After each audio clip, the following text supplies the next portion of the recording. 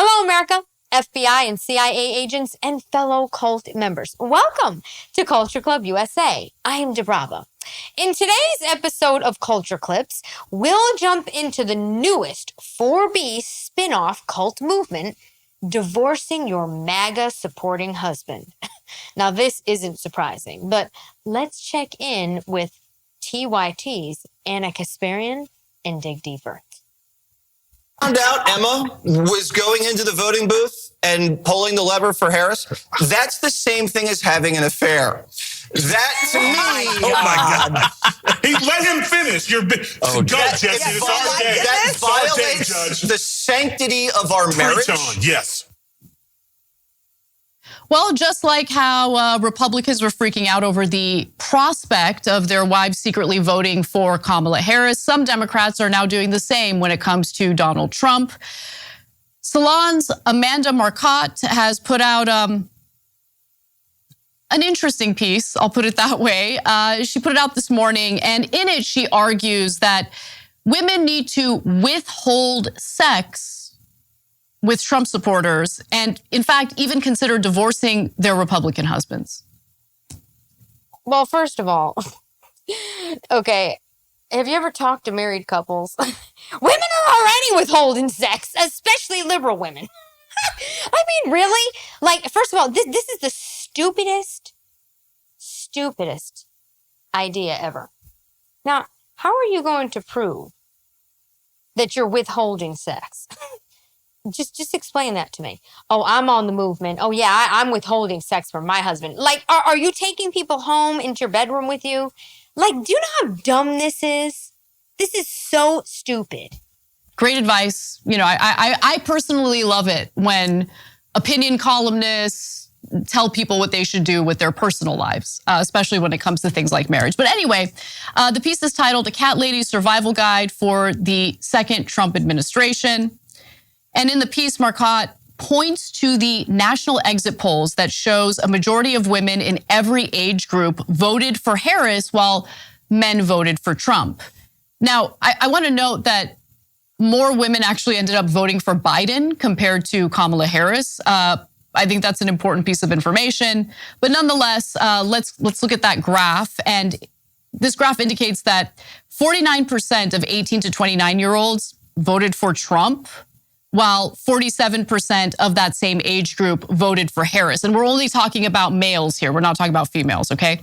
53% of men ages 30 to 44 voted for Trump, and a whopping 60% of men between the ages of 45 to 64 voted for Trump as well. And so as a result, you know, Marcotte is fired up, and she wants to do something. She wants to take action. So what kind of action is she going to take? Well, she's going to give out advice. It's time for a new era, one where being a giant sexist pig has consequences. If MAGA men are half as strong as Joe Rogan tells them they are, they can toughen up and accept women's rejection. And then she gave some ideas. This is so stupid. This is so stupid. Okay, we have something called the red pill. We have something called MGTOW, men going their own way. Men have been gone, okay? They don't care. They don't care because the feminist movement alone pushed them out the door already, okay? So this is just dumb. The fact that they're even covering this is stupidity. And then she gave some ideas on how to tell the guardians, she refers to them as the guardians of toxic masculinity, to kiss our collective rear ends. The biggest thing she argued is to basically avoid Republican men altogether. And in fact, if you have any Republican men in your life, kick them out, get rid of them, cut all ties. She wrote that you should either divorce your Republican husband. MAGA men know that they are becoming ever more impossible to live with, which is why Vance and his allies are making noises about ending no-fault divorce. There's no time like the present to kick your Trump voting spouse to the curb. If anything, you might want to move quickly before they come after that right, like they did the right to abortion. I mean, okay, no-fault divorce and abortion. Right, ladies, I don't understand the mentality here. Where do you think this is? How is this movement within itself helping women? I'm just curious. Here we go again with another feminist spin-off movement, okay? That only puts women in a worse position than they've already put themselves in to begin with. It's mind-boggling to me. No fault. I mean, so abortion. You're married. She's talking about people that are married. Divorce your husbands, and you're sitting here. You're concerned about abortions. You're married. What are you married for exactly? I mean, do you realize how ridiculous this is? Trump won the popular vote. I mean, you're cutting yourself off from a lot of people. But, you know, this is her strategy. Who knows? Maybe it could work. She also says refusing to date a Trump voter is also a good action you can take here in response to the results of the presidential election. Refusing to date Trump voters, that's an easy one. Don't waste a single moment of your one precious life on such men. Use your freed up time to volunteer with pro-choice or environmental groups, which adds the bonus of meeting new friends. Or if you really want to stick it to Vance, join a cat rescue group. I mean, first of all, none of these men want to date you anyway.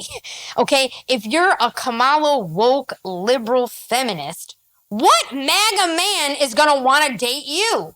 I mean, so basically do nothing, because you're not going to have to, fawn off any MAGA men, because nobody's coming after you. You're not wanted by these people. I mean, divorce your husband. You're probably gay and not married. So right off the bat there, that's not too much. Boycott sex. Who are you sleeping with? Because you're probably single, feminist, and gay. So if you're boycotting sex from men and you're sleeping with a woman, that doesn't apply. I mean, who does this actually apply to? I think you should just join a cat rescue group or any animal rescue group anyway. I think that could be a fulfilling thing to do. I'm not sure if it's a smart idea to do away with friends, family members, loved ones, simply because you didn't agree with their vote. And instead... This is the same woman that in 2016 said that anyone that voted for Trump is a freaking idiot. A whole slew of words. I can't remember them verbatim, okay? But this is the woman that was basically saying that anyone that voted for Trump is the scum of the earth. Okay, and I'm putting it nicely. All of a sudden, she thinks this is ridiculous. I mean, hello, you're just as ridiculous as the movement, Anna. Do an animal rescue group or volunteer time for that. I don't think that this is a healthy mentality. Not because you're necessarily going to have like a wonderful, fulfilling relationship with a Trump supporter. You might, I don't know. But because this isn't really politics. This is really demonizing people over who they voted for. Oh, demonizing people over who they voted for, like you and Cenk have been doing for the last 8 years. Are you kidding? Demonizing people over who they voted for. Yeah, that's what you've been doing to Trump supporters, okay? Not only when he was the president the first time from 2016, but all the way through Biden's presidency, you couldn't stop talking about Trump. Rather than getting to know who they are as people. And it's cutting yourself off from a huge section of this country, more than half of voters in this election, obviously. And it further divides Americans. It deprives us of an opportunity to engage in dialogue, share ideas that might change your mind, might change their mind. And it just leads to like this toxic environment that we really do need to move away from. She says that this is the worst part. I hate this. The male loneliness epidemic is not your problem to solve. Get yourself less awful friends. There are even platonic female friendships available. Okay, the male loneliness epidemic is a problem. Okay, so be gay. That's what that means. Just be gay. Be gay. Find yourself a girlfriend. Male loneliness epidemic is a problem. And if the Democratic Party is having a hard time understanding why they're losing more and more support among young male voters, it might have to do with the fact that these types of pieces are written that just demonize men altogether. I don't think that's a healthy message. remember, the whole point of politics, the whole point of politicians or voting for politicians is because you think that they're going to improve your life, that they're actually looking out for you, that they're going to do something to improve your material conditions. And so if you have the Democratic Party constantly messaging to men that the party thinks less of them, thinks they're toxic, thinks they're irredeemable, they're of course going to flock to the other side, because the other side is showing that they are, concerned about the issues that they're bringing up, right? Whether they're actually going to carry out policies that improve their lives, that's a completely different picture or different concern. But the messaging in these campaigns is very different on the right versus the left. And so I think, look, some feminists get the wrong idea when the topic of male loneliness comes up. No one is telling women like, oh, you need to sleep with men that you don't want to sleep with. That's not what this conversation is about. But there is a real problem with depression in this country, a real problem with mental health in this country. And when you see large swaths of the male population kind of resigned from society and drowning in depression, that's a real problem, and we should take it seriously. Messaging about how men are nothing but purveyors of male toxicity, that's not a winning message. And also, it doesn't really make you a good person to put out that kind of statement. She also went into other... I just can't believe this is her talking. I mean, what did she just take an unwoke pill and woke up? I mean, come on. Other suggestions that would teach MAGA men a lesson in her eyes. That includes not getting married or putting it off, saying that it's too big of a risk to take right now. Marriage is awesome. I'm married. I love being married. Please don't listen to her. Obviously, don't rush into a marriage, but if she loves being married, she was gay at one point too with a girlfriend, so she's done it all. I mean, first of all, what does this woman look like that we're speaking of? Okay, what does this woman that we're speaking of actually look like? I'm just curious. If you do find someone to share your life with, it could be one of the most fulfilling and enriching things. And additionally, she suggests getting cats and dressing how you want. I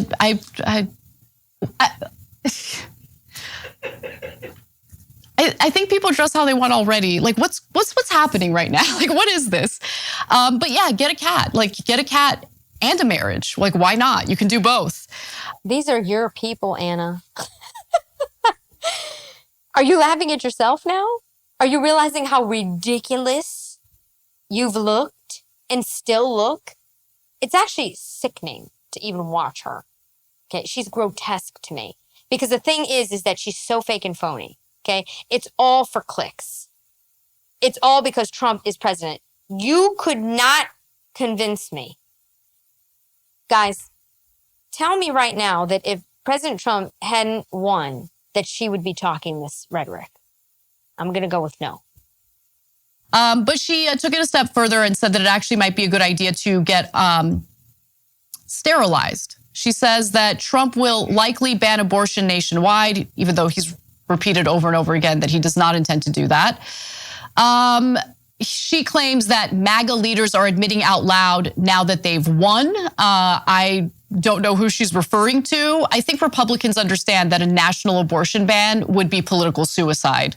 So I really doubt that they're going to pursue that. Besides which, I mean, they would need a pretty significant majority in the Senate in order to accomplish that kind of legislation. And they just don't have the numbers in the Senate. Democrats would definitely block that kind of legislation.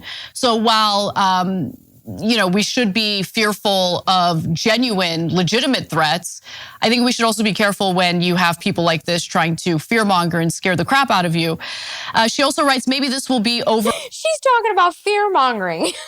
I just can't get over this. She's been fear-mongering for decades. That's what she does.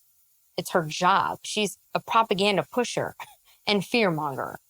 Now it's all of a sudden so far-fetched for her to, imagine anyone doing such things. Also writes, maybe this will be over in a few years and having kids will be safe again, or maybe you can drift into your menopause years as a fun-loving bohemian auntie instead of grandma. But in the meantime, sticking to the childless part of the cat lady lifestyle is one way to deny the jerks a victory. So there you have it. I'm curious what you guys think in the control room. I mean, she really doesn't like Trump. I get it. But in my opinion, taking drastic measures, denying yourself a potentially enriching relationship with a man, like all of that stuff seems like you're just adding insult to injury. What do you think, Bart? Anna, these people are anti-life, just like you were at one point. Okay? I'm just saying. Yeah, pretty much. Just like adding more salt on the wound. And, you know, I've been alive on this planet Earth for however many years, and you're always going to have certain men that are going to be disconnected from the world. And, you know, the thing that would help, and I was lucky growing up, is hopefully you have a good, healthy support unit, family, friends. Just be around them and just. Okay, this is what happens when Chank is not on set. Okay, so there you have it, folks. The 4B spinoff cult movement. Divorce your MAGA supporting husband, get a cat. She didn't mention shave your head, but they don't mind if you do. Become an auntie instead of a grandma, and just menopause your way into the abyss. I mean, this is just so ridiculous. Absolutely ridiculous. And it's even more ridiculous coming out of the mouth of Anna Kasparian, who is actually making fun of all of this, realizing how ridiculous her own narrative, which was this narrative, has been for decades. I'm Dubrava. I hope you enjoyed this culture clip. Don't forget to like, share, and subscribe. And guess what, guys? I'll see you on the next one. Take care.